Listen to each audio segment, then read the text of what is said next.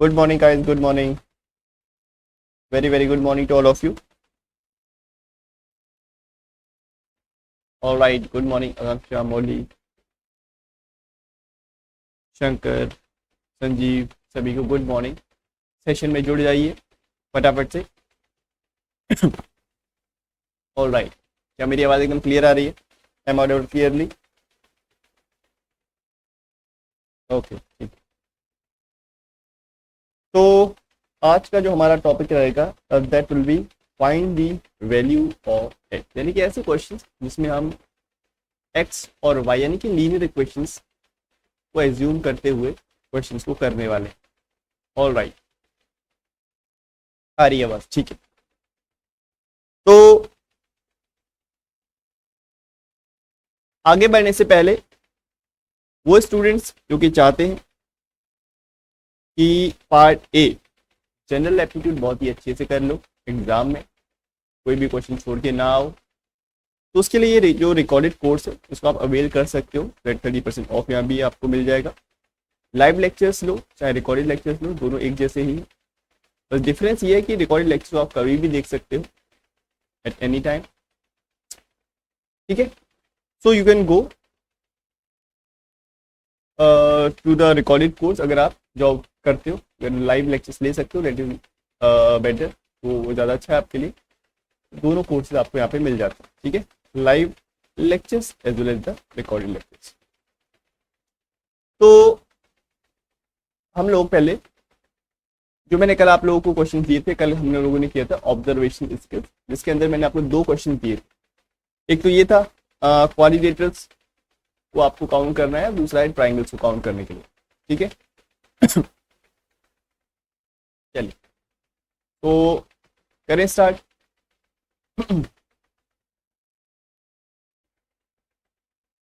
हाँ, latest book आपको मिल जाएगा। अगर आप आईपीएस की जो वेबसाइट है उससे करोगे तो आपको बिल्कुल लेटेस्ट बुक मिलेगा।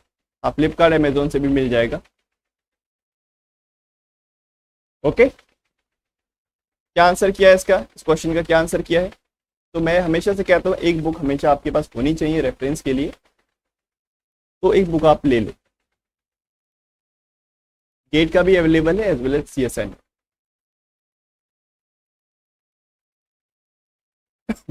ऑप्शन नंबर 3 कह रहे हो। देखो, फिगर्स को काउंट करने के लिए हमेशा एक सवाल जरूर आता है, हर साल आता है। तो अब काउंट कैसे करना है उसका भी एक तरीका है।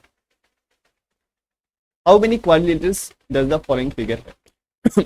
सबसे पहले हमको जो इंडिविजुअल फिगर्स है उसको काउंट कर लेना है। इंडिविजुअल फिगर में किसे कह रहा हूँ? जो एक सिंगल फिगर से, यानी कि 1 2 3 4 5 6 7। इसको मैं 1 by 1 वाले फिगर भी बोल सकता हूँ, क्योंकि इंडिविजुअल फिगर्स हैं वो कितने, 7।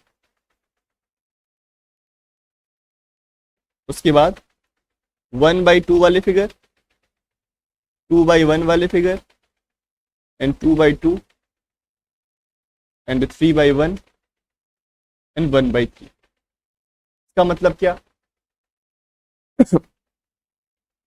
एक रो 2 कॉलम, यानी किस तरह से 1 row and 2 column, 1 row and 2 column, 2 column है, ये एक रो है, ठीक है। 1 2 3 एंड 4, ऐसे कितने फिगर है? ऐसे 4 फिगर। उसके बाद 2 by 1 वाले, यानी कि 2 रो और 1 कॉलम, 2 रो और 1 कॉलम, 1 2 3 एंड 4, 4 फिगर ऐसे हो गए। इसके बाद 2 by 2 वाले, यानी कि ये हो गए 2 by 2, 1 एंड 2। 3 by 1 वाले, 3 by 1 वाले कितने हैं? केवल 1। और 1 by 3 वाले, 1 by 3 वाला भी 1। तो कुल मिला के कितने हो गए? ये हो गए 15 16 17 18 19। There will be 19 such figures. तो काउंट करने का भी एक तरीका है। अगर ऐसे वैसे तरीके से अगर आप काउंट करोगे, यानी कि रैंडम तरीके से अगर काउंट करोगे, तो वहां पे दिक्कत हो जाएगी, कोई ना कोई फिगर आपका रह जाएगा। Is it clear? समझ में आ गई बात? All right.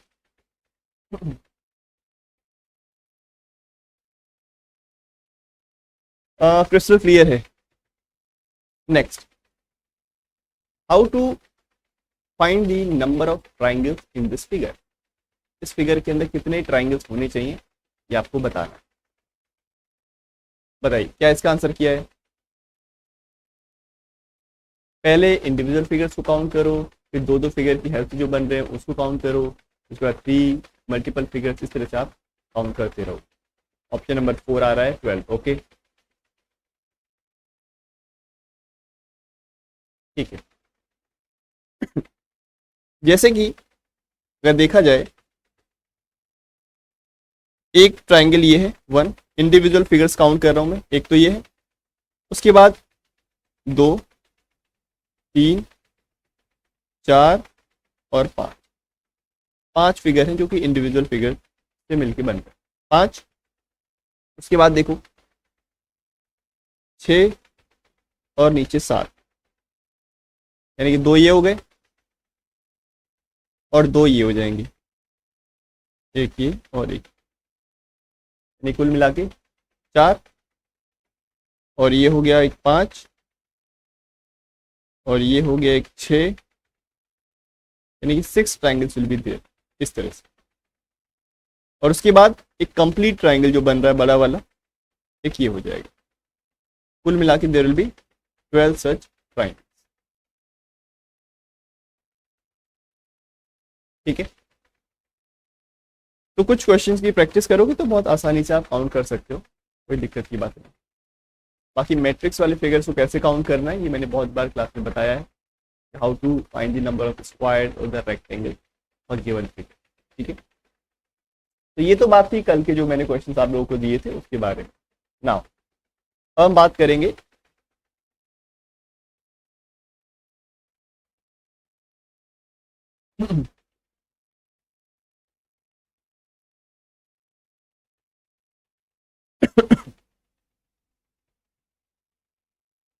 देखो इस तरह के जो रैंडम फिगर्स होते हैं ना, उसको हमें ऐसे ही काउंट करना पड़ता है, इस तरह से सिंगल फिगर, फिर डबल फिगर, ट्रिपल फिगर, इस तरह से काउंट करना पड़ता है।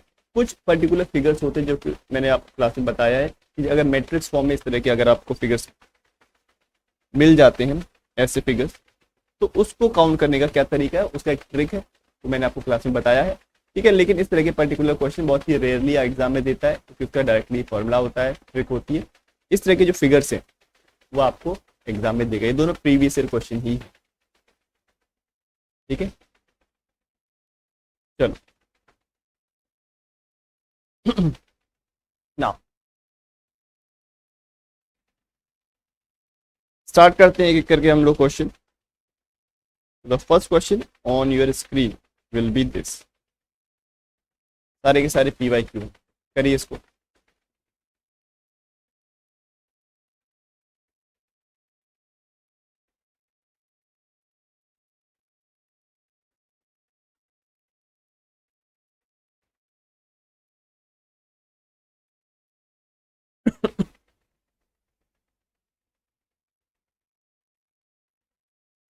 चैनल पे जाके एक बार आप चेकआउट करिए, प्लेलिस्ट में सारे के सारे आपको वहाँ पे लेक्चर्स मिल जाएंगे। ठीक है, जो भी टॉपिक्स आपको नहीं समझ में आता है जाके पर्टिकुलर टॉपिक को जाइए, देख लीजिए, सब कुछ वहाँ पे अवेलेबल है।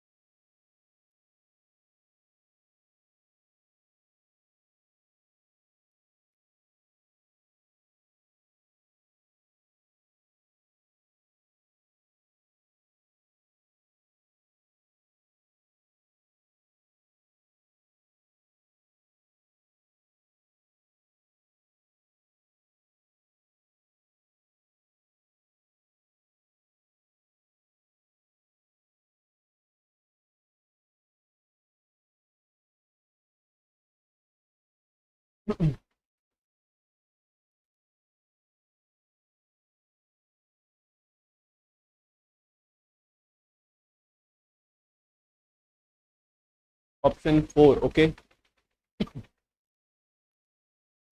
समझ में आ रहा है क्वेश्चन? कह रहा 5 apples 6 oranges and 7 bananas cost 250 while 6 apples 4 oranges and 2 banana cost 180 the cost of 4 oranges and 8 banana।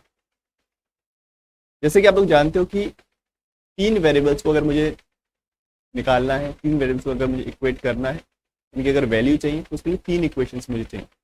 लेकिन यहाँ पे हमसे कंबाइन कॉस्ट पूछ रहा है, किसकी? 4 ऑरेंजेस की और 8 बनाना है। तो हमारे पास दो इक्वेशन बनेंगी, we have two equations, option number 4, okay। देखो, let's say the cost of one apple is A, one orange is O and one banana is B। ये मैंने इनका कॉस्ट मान लिया। तो 5 एप्पल का कॉस्ट क्या होगा? 5 times of A, 6 oranges will be 6 times of O and this will be 7 times of B। कुल मिला के इसका कॉस्ट बना 250। ठीक, उसके बाद 6 एप्पल्स 4 ऑरेंजेस एंड 2 बनाना, इसका कॉस्ट क्या रहा है भाई? 180 है। हमको 4 ऑरेंजेस और 8 बनाना निकालना है, यानी कि आपको यहाँ से ए को एलिमिनेट करना है।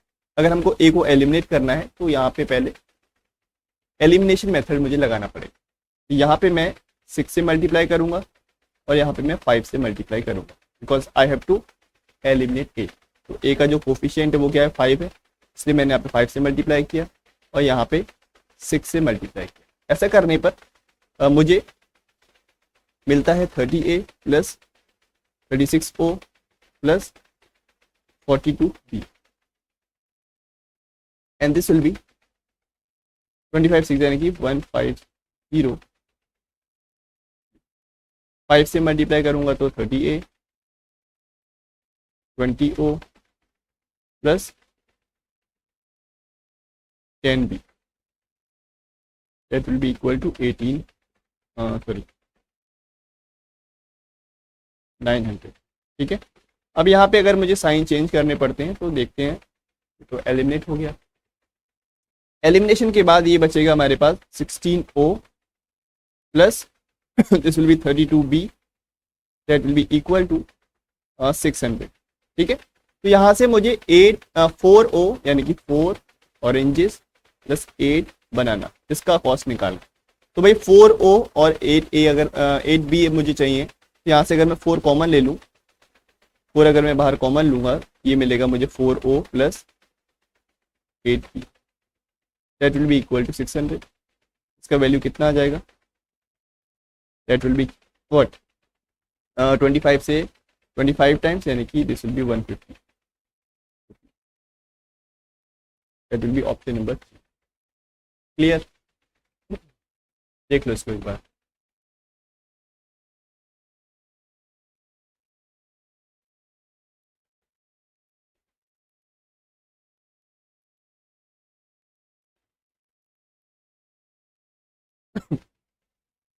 ठीक है, चलिए अगर हमसे क्वेश्चन में इंडिविजुअल कॉस्ट पूछता कि एक ऑरेंज, एक एप्पल या एक बनाना का कॉस्ट कितना है, तो हम इसको नहीं निकाल सकते, वी कांट डिटरमाइन। तब इसका आंसर होता इनडिटर्मिनेबल। ठीक है, क्योंकि इसमें कंबाइन कॉस्ट पूछ रहा है 4 ऑरेंजेस 8 बनाना का, तो हमने इक्वेशन बना के इसको सॉल्व कर लिया, तो हमने देखा दिस विल बी 150। ठीक है, क्योंकि तीन वेरिएबल्स को निकालने के लिए तीन इक्वेशन मुझे चाहिए, अगर इंडिविजुअल इनकी कॉस्ट पूछा तब। बट यहाँ पे तो कंबाइन कॉस्ट पूछ रहा है, तो दो इक्वेशन से भी काम हमारा हो गया। इस बात का ध्यान रखना है, जितने वेरिएबल्स उतनी इक्वेशन। तो लीनियर इक्वेशन 2 वेरिएबल में 2 इक्वेशन मुझे कम से कम चाहिए, इससे 2 वेरिएबल का मैं वहां पे वैल्यू निकाल सकता।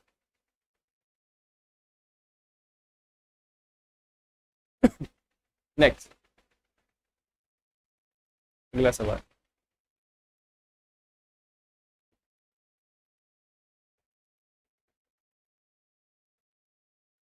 कह रहा trim cost 2/3 as much as the haircut but twice as much as shaving. If a man gets a trim 4 times and a shave once every month, the frequency of his haircut for the cost of the haircut to be equal to that of shaving and trimming combined. Question अच्छा है, इसको करिए।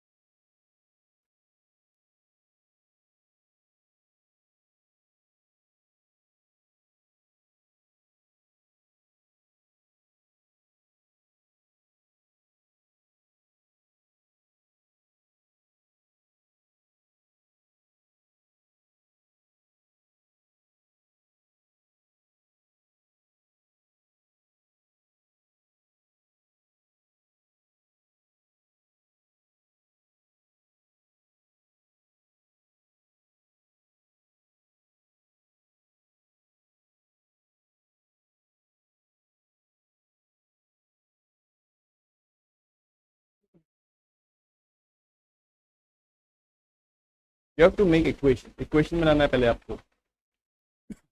आपको जो cost दे रखा है ना trim का, हेयर कट का और शेविंग का, इसके जो कॉस्ट है उसका पहले रेशियो निकालो। फिर जो शेविंग और ट्रिमिंग का जो कंबाइन कॉस्ट है ना पर मंथ, उस कॉस्ट से कितनी बार हेयर कट कर सकता है एक मंथ के अंदर, उसकी फ्रीक्वेंसी बताना। 5 बार 6 महीने में, या 5 बार 4 महीने में, 2 बार 3 महीने में, या 3 बार 1 महीने, ऐसा हमको ऑप्शन 4। चलिए ठीक है, अब देख लो। A trim cost 2/3 as much as hair cut.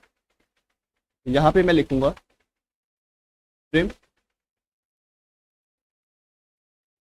Hair cut and shaving. ये कह रहा है जो ट्रिमिंग की कॉस्ट है वो 2/3 है किसके, as much as the hair cut. जितना हेयर कट का कॉस्ट है उसका 2/3 है। तो इसको मैं जस्ट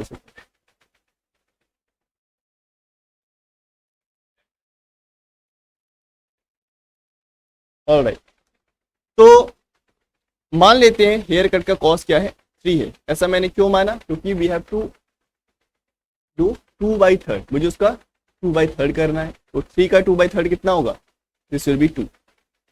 ठीक है, इसलिए मैंने हेयर कट को 3 मान लिया एक बार। 3 का 2/3 यानी कि 2। उसके बाद ये भी कह रहा है but twice as much as shaving, यानी कि शेविंग का ट्वाइस, डबल।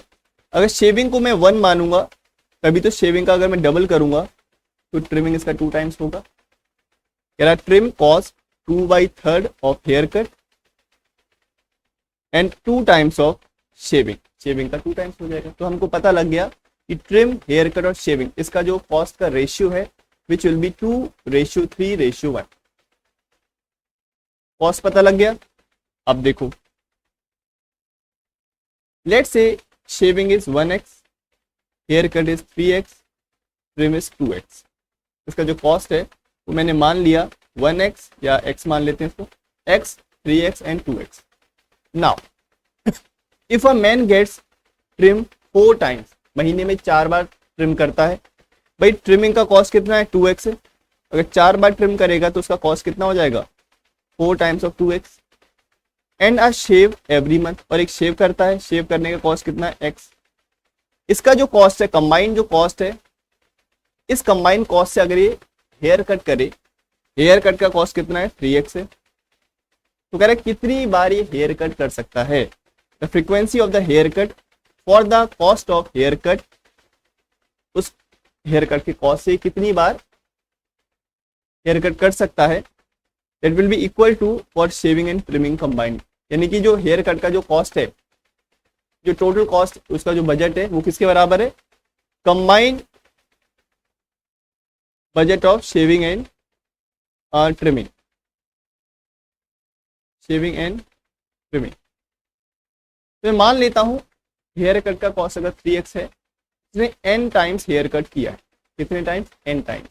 तो n टाइम्स ऑफ 3x मैंने यहाँ पे इसको मान लिया। यहां से अगर आप n का वैल्यू निकालोगे यू कैन इजीली कैलकुलेट। तो this will be 8x plus x यानी कि 9x, that will be equal to 3x into n, यानी कि n का वैल्यू आ गया 3, यानी कि वो 3 बार हर मंथ में हेयर कट करेगा। समझ में आ गया। हाँ, option number 4 will be the right answer. Just you have to first calculate the cost of trimming, hair cut and shaving. ये क्वेश्चन में बस इतना सा कह रहा था कि भाई जो ट्रिमिंग अगर ये 4 बार करता है और शेविंग 1 बार करता है हर मंथ में, तो सेम कॉस्ट से अगर ये हेयर कट करेगा तो बताओ कितनी बार ये हेयर कट कर सकता है, हाउ मेनी टाइम्स। तो मैंने n टाइम्स ले लिया, that will B 3 times in every month.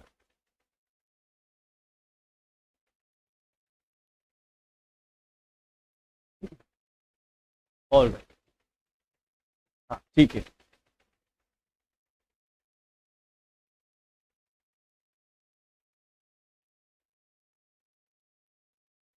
चलो आगे बढ़ते हैं फिर नेक्स्ट क्वेश्चन पे।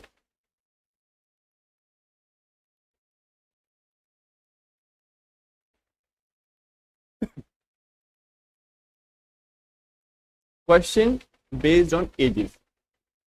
3 years ago, the difference in the ages of two brothers was 2 years. The sum of their present age will double in 10 years. What is the present age of the elder brother?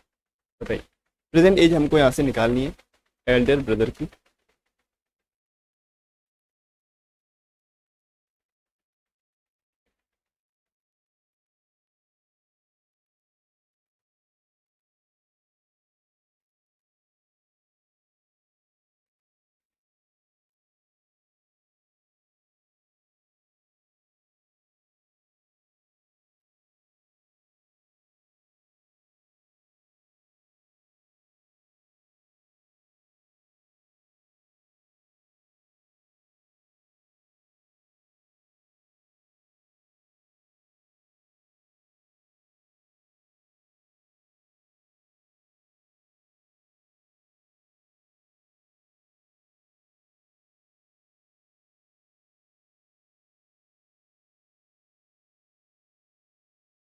Okay, ठीक है. और बताइए present age, we have to find the present.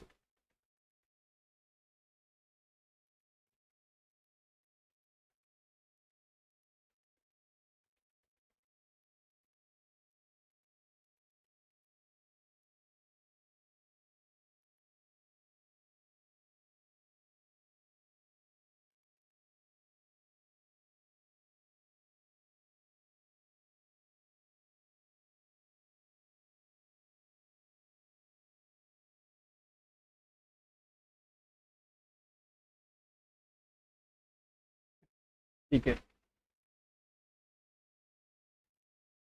चलो.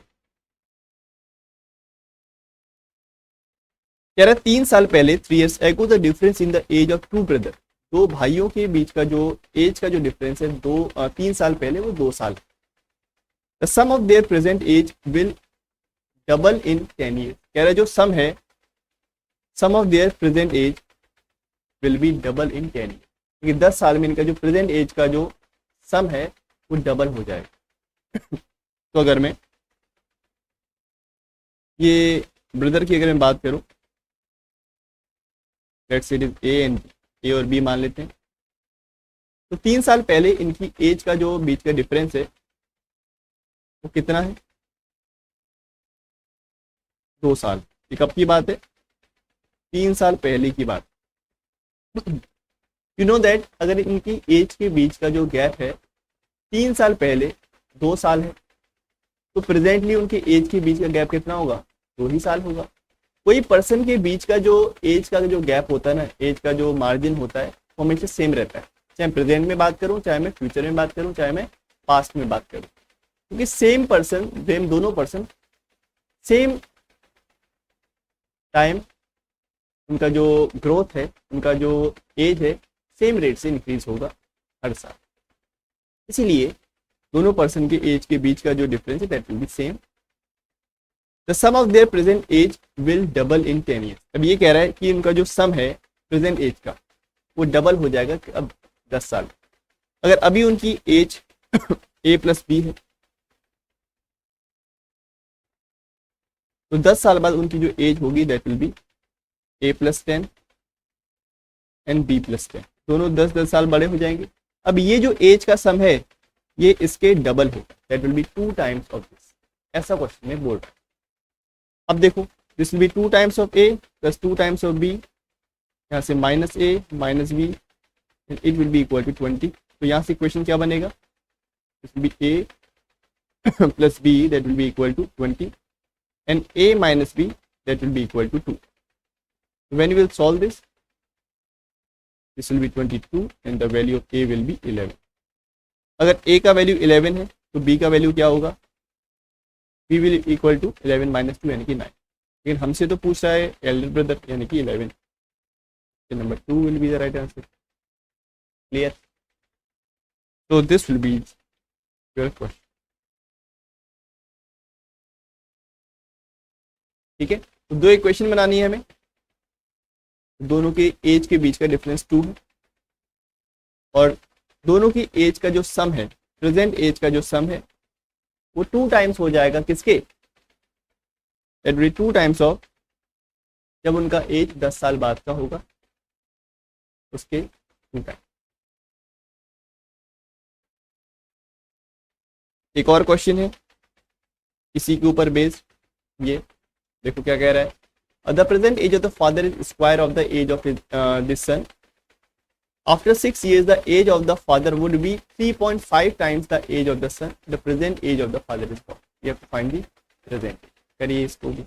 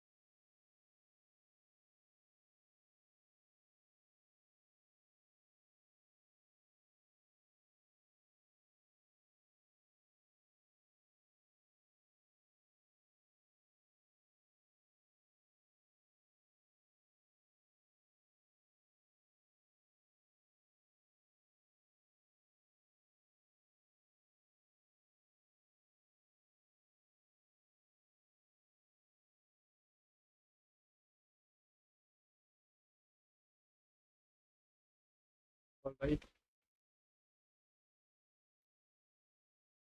अगर आप पहली line पढ़ोगे ना तभी आपको इसका आंसर मिल जाएगा, एक नज़र आप ऑप्शन पे भी रखा करो, ठीक है, ऐसा नहीं है पूरी क्वेश्चन को पढ़ने के बाद ऑप्शन को देखो। पहली लाइन अगर आप पढ़ते हो तो हमसे कह रहे थे present age of father is square of the age of his son, यानी कि जो फादर की जो एज है वो क्या है, सन की एज के स्क्वायर के बराबर। हमसे पूछ क्या रहा है, the present age of the father, यानी कि जो फादर की एज होगी वो किसी नंबर का स्क्वायर होगा, ठीक है, यानी कि अगर आप देखोगे यहाँ पे 36, आपको क्वेश्चन को फर्दर सॉल्व ही नहीं करना पड़ेगा, हाँ आपको उसी को देख के समझ में आ जाएगा।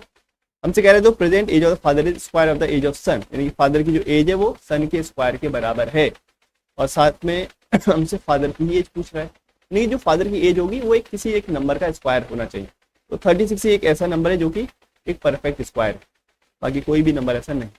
तो हालांकि अगर यहाँ पे 64 होता तो आप क्वेश्चन को आगे सॉल्व करते, बट यहाँ पे नहीं है ऐसा ऑप्शन, तो ऑप्शन विल बी 1, कोई दिक्कत की बात नहीं, ठीक है। तो ऐसे क्वेश्चन को नहीं छोड़ना है जहाँ पे कोई भी कैलकुलेशन नहीं करना है, just you have to work smart.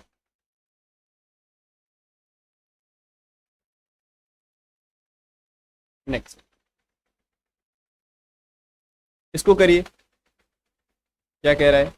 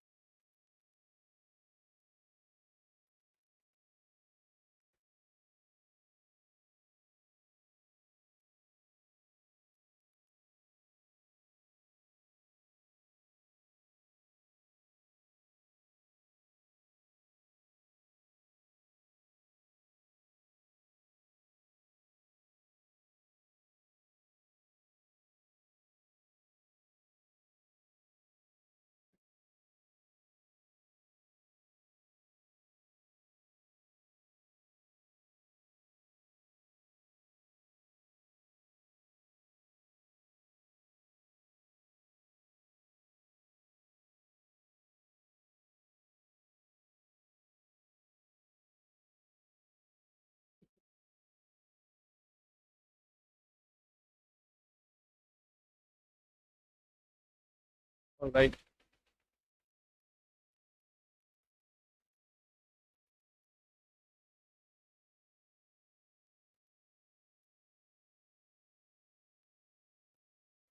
The present age of Mangesh, इससे पूछ, Mangesh is 24 years younger than his father. In 2 years, the age of his father will be 2 times as the age of Mangesh. The present age of Mangesh shall be what?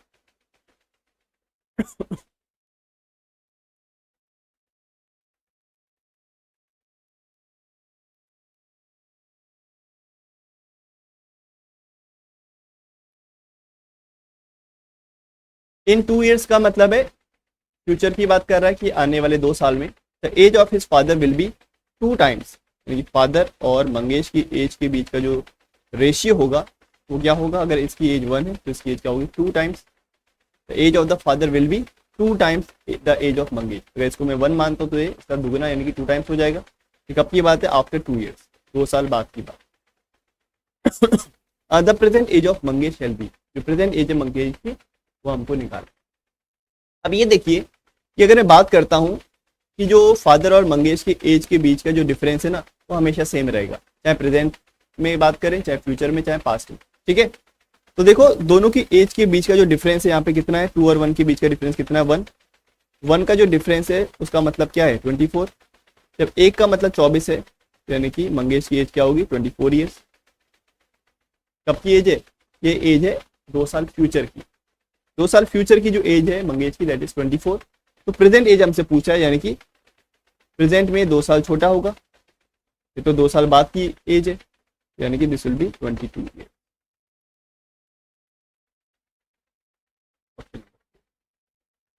इस तरह से ratio method से इस question को बहुत ही आसानी से बनाया जा सकता है।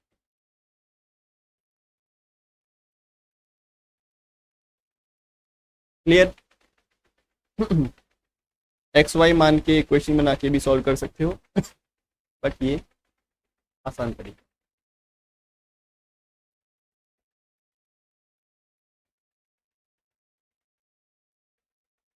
आगे समझ? चलिए आगे बढ़ते हैं नेक्स्ट क्वेश्चन पे। क्या कह रहे थे? 2 डिजिट नंबर का सवाल है। 2 डिजिट नंबर,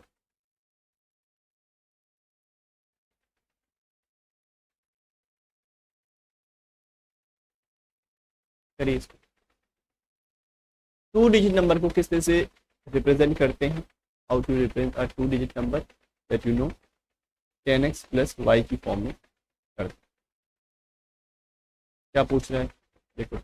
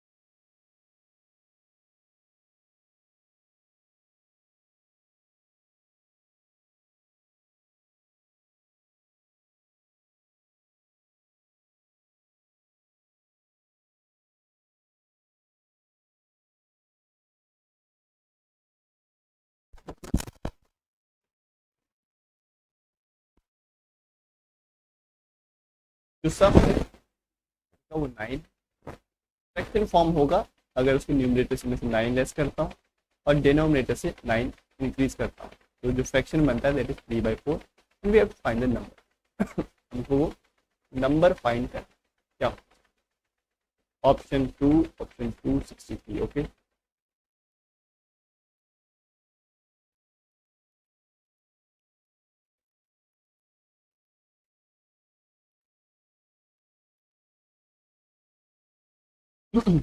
एक तरीका तो है ऑप्शनल मेथड से आप इसको कर सकते हो with the help of the optional method. देखो ऑप्शनल मेथड से क्या कहता है?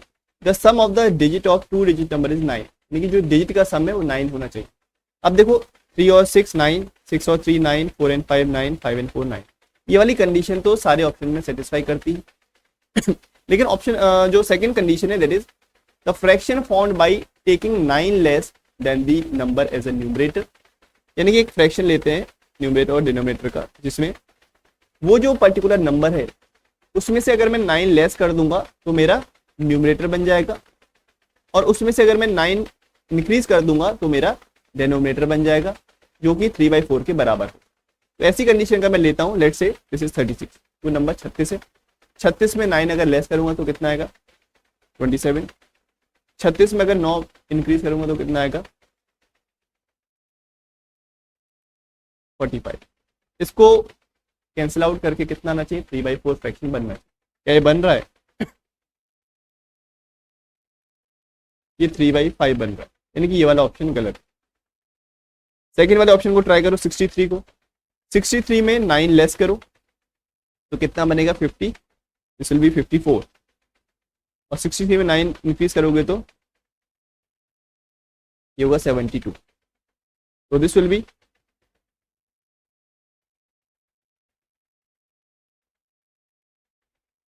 किससे कैंसिल करूं, 3 से करता हूं।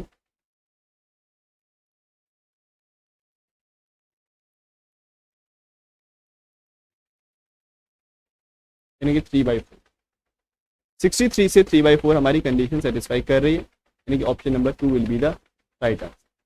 तो this is the optional method to solve this question. जो नॉर्मल तरीका है, नॉर्मल मेथड, वो क्या कहता है वो कहता है सम ऑफ द डिजिट और 2 डिजिट नंबर इज 9, यानी कि सम ऑफ द डिजिट पूछ रहा है, यानी कि x plus Y that will be equal to 9। पहला इक्वेशन, ठीक है। सेकेंड इक्वेशन हमसे ये कह रहा है the fraction found by taking 9 less than the number as the numerator. अगर एक 2 डिजिट नंबर की मैं बात कर रहा हूं तो 2 डिजिट नंबर को मैं 10x प्लस वाई की फॉर्म में डिनोट करता हूँ। This is 10x plus Y form. इसमें मैं अगर 9 लेस करता हूँ और डिनोमिनेटर में मैं 9 प्लस करता हूँ तो ये 3/4 के बराबर आता है। जब यहाँ से आप इसको क्रॉस मल्टीप्लाई करोगे और फिर एक इक्वेशन आपके पास मिलेगा, और फर्स्ट इक्वेशन ये है, फिर दोनों को इक्वेट करो और एक्स और वाई का वैल्यू निकालो। तो एक्स और वाई का जो वैल्यू आएगा, यानी कि फाइनली जो वैल्यू आएगा that will be 10x plus Y that will be equal to 60। तो इन दोनों को सॉल्व करके इस तरह का इक्वेशन बनेगा 10x plus Y that will be equal to 60। तो आपको पता लग जाएगा यहाँ पे जो आंसर होगा that will be option number. ठीक है, इसको क्रॉस मल्टीप्लाई करके देख लो, आपको पता लग जाएगा। इसलिए 40x प्लस 4y 36, बट हम ऑप्शनल मेथड से करेंगे, फिर ऐसा सवाल आएगा तो 27, this will B 40x 30x यानी कि this will be 10x, 4y और 3y यानी कि this will be plus y that will be equal to 36 plus 27 यानी कि 60। ये आपके पास इक्वेशन बन दिख रहा है, that will be the final equation. यही तो हमारा 2 डिजिट नंबर है, this is the 2 digit number that will B 60। तो फर्स्ट इक्वेशन की जरूरत ही नहीं पड़ी, ऐसे ही हमारा आंसर है। एक जगह x प्लस वाई लिया, दूसरी जगह 10x प्लस वाई लिया, ऐसा क्यों? देखो, इसके पीछे का रीज़न ये है, ये जब मैंने 2 डिजिट नंबर्स के ऊपर एक क्लास लिया था, जब मैंने बताया था जब भी आपसे क्वेश्चन ये बोलेगा ना the sum of the 2 digit number, तब आपको दोनों को प्लस कर देना है। फॉर एग्जाम्पल देखो, जैसे कि 36 है, इसको मैं कैसे लिख रहा हूँ 10x प्लस वाई की फॉर्म में लिख रहा हूँ, यानी कि मैं इसको ऐसे लिख सकता हूँ क्या 10 इंटू 3 प्लस 6। इसमें x क्या है, x है 3 और y क्या है, y है 6। अगर 2 डिजिट नंबर का मैं सम कह रहा हूँ, डिजिट का सम, यानी कि जो डिजिट है उनको सम करना है, तब मैं कर रहा हूँ 3 प्लस 6 ऐसा, यानी कि ये जो x है और ये जो y है इसको मैं प्लस कर रहा हूँ। लेकिन अगर मैं 2 डिजिट नंबर को लिखूंगा then it will be 10x plus Y. अगर 2 डिजिट नंबर को बोल रहा है that it will be 10x plus Y. अगर 2 डिजिट नंबर के डिजिट का सम पूछ रहा है then it will be x plus Y. इसलिए मैंने ऐसा, क्लियर? राइट,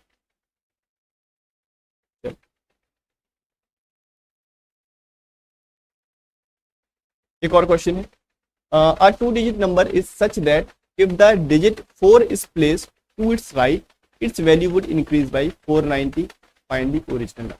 ये भी आसान सवाल है, करिए।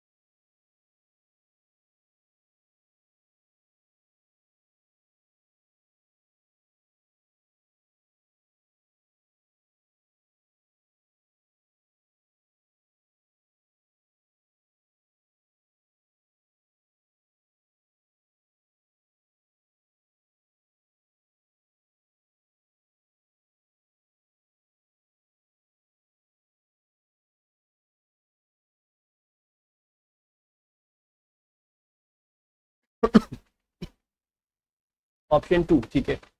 चलो ऑप्शन टू यानी कि 54। हमसे क्या कह रहा है क्वेश्चन में, ये समझ में आया ना। You have to find the original number, original number हमको फाइंड करना है। एक टू डिजिट नंबर में इस तरह से टू डिजिट नंबर है कि अगर मैं सबसे राइट में अगर 4 रख देता हूं तो क्या बन जाएगा, वो बन जाएगा थ्री डिजिट नंबर। वो थ्री डिजिट नंबर की जो वैल्यू है वो इंक्रीज कर जाएगी 490 से। अगर ऐसा मैं करूंगा तो उसकी जो वैल्यू है 490 से इंक्रीज कर जाएगी। तो बेस्ट वे तो ये रहेगा कि हम इसको ऑप्शनल मेथड से करें।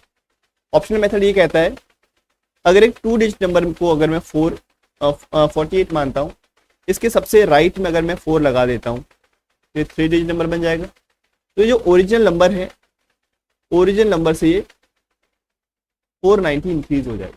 भाई ये तो खुद में ही 484 है, इसमें से भी अगर 48 माइनस करूंगा तो 490 तो कभी भी नहीं आएगा, यानी कि ये वाला ऑप्शन तो गलत है। नेक्स्ट ट्राई करो 54। इसके लास्ट में अगर राइट में अगर मैंने 4 लगा दिया और ओरिजिनल नंबर से कितना बड़ा है, दिस विल बी 5 and 4 यानी कि 9 एंड दिस विल बी 4, यानी कि ओरिजिनल नंबर से 490 ज़्यादा है, यानी कि option number 2 will be the right answer.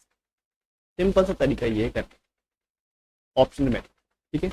सबसे लास्ट में अगर 4 लगा देंगे तो ओरिजिनल नंबर से कितना इंक्रीज होना चाहिए, कितना बड़ा बड़ा होना चाहिए, 490, ठीक है। Optional method. वैसे कैसे कर सकते हो इसको, एक टू डिजिट नंबर है तो कह रहा है let's say a to digit number is 10x + y। इसके राइट में अगर 4 लगा दें तो यानी कि इसका जो यूनिट डिजिट हो जाएगा, इसका जो यूनिट डिजिट हो जाएगा तब हो जाएगा 4, और जो y है ये 10th प्लेस पे आ जाएगा, और जो x है ये 100 प्लेस पे आ जाएगा। तो एक थ्री डिजिट नंबर को मैं कैसे लिख सकता हूँ, 100x + 10y + 4, ऐसे मुझे लिखना पड़ेगा। This is the unit digit, this is the 10th place, this is the 100 place, ठीक है। ऐसा करने पर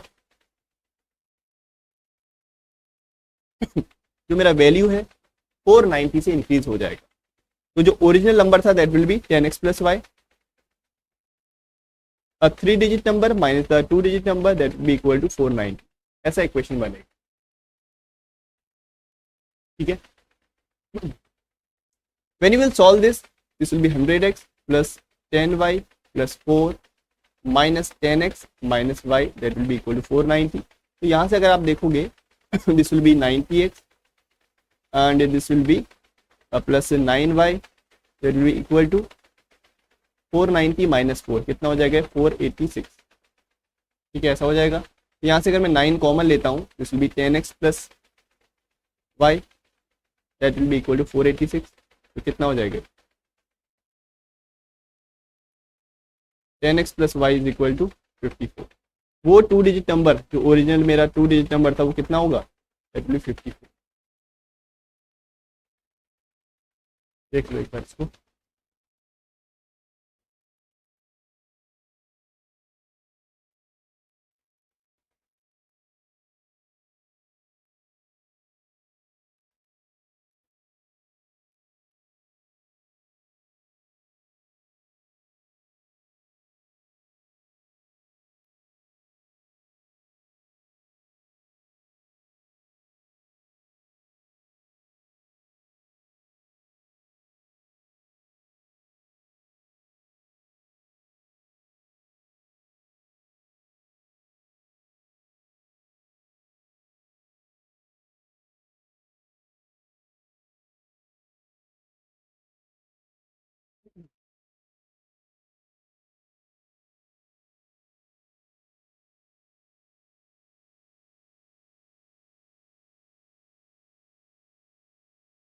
ठीक है, चलो आगे बढ़ते हैं नेक्स्ट क्वेश्चन पे। क्लियर।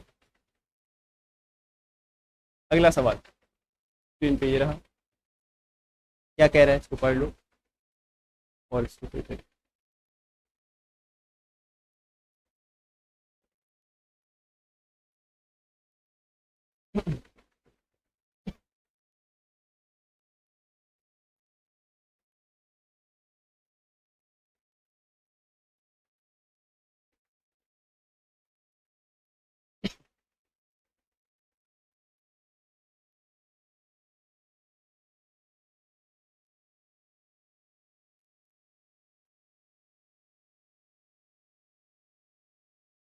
हाँ, डेली 11 बजे क्लास होता है। ठीक है, तो आप लोग ज्वाइन हो जाओ।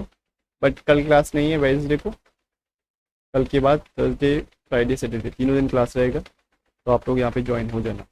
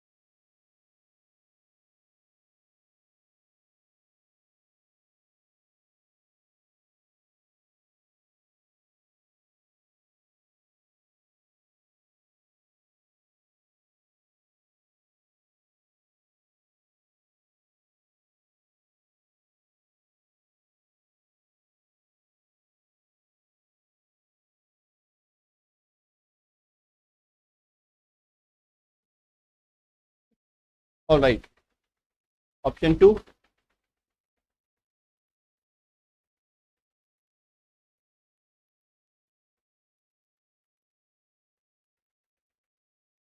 बिकॉम से क्या कह रहा है, in a college admission where applicants have to choose only one subject, 1/4 of the applicants opted for biology, 1/6 for the chemistry, 1/8 for the physics, and 1/12 for the maths. 18 applicants did not opt for any of the above 4 subjects. How many applicants were there?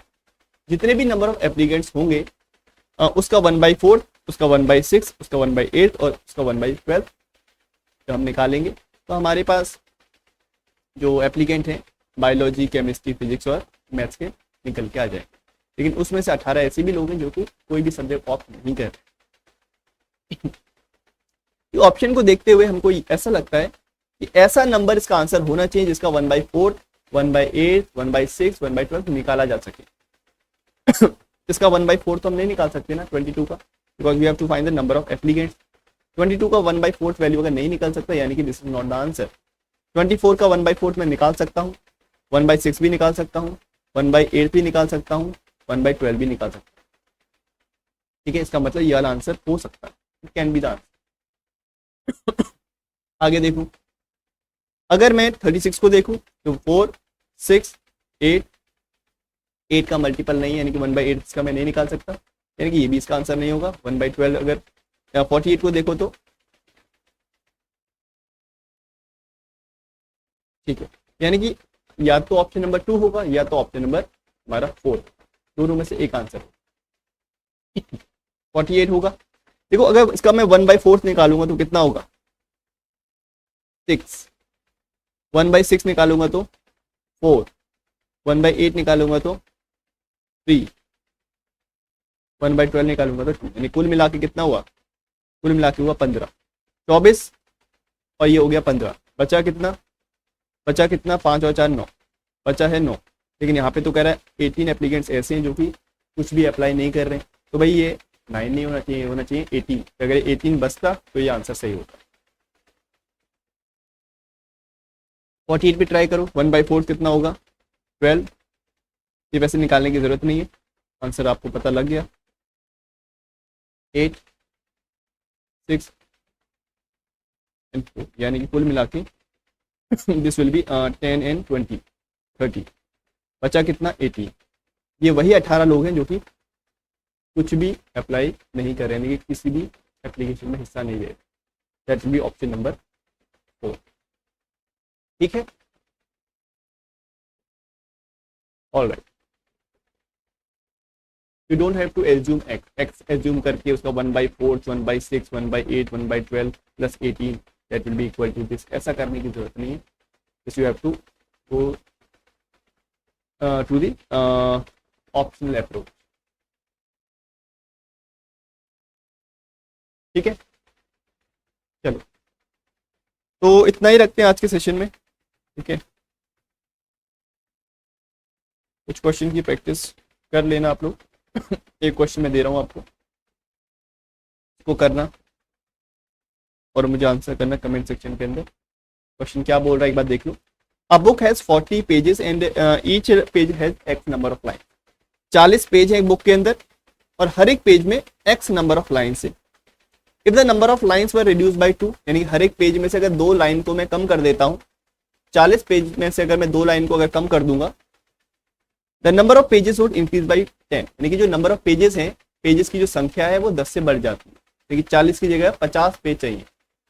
Then we have to find the value of X, यानी कि we have to find how many lines are there in each page. ठीक है, इस question को कर लेना और मुझे आंसर करना कमेंट सेक्शन में। ठीक है, आज के लिए इतना ही। कल मिलेंगे, कल का मतलब थर्सडे को मिलेंगे, कल क्लास नहीं होगा और एक नया टॉपिक हम लोग कवर करेंगे। ठीक है, keep practising, previous year question करते रहो, जितने भी मिले, जहां से भी मिले, बस प्रैक्टिस करते रहो। Okay, all right, thank you so much guys, thank you.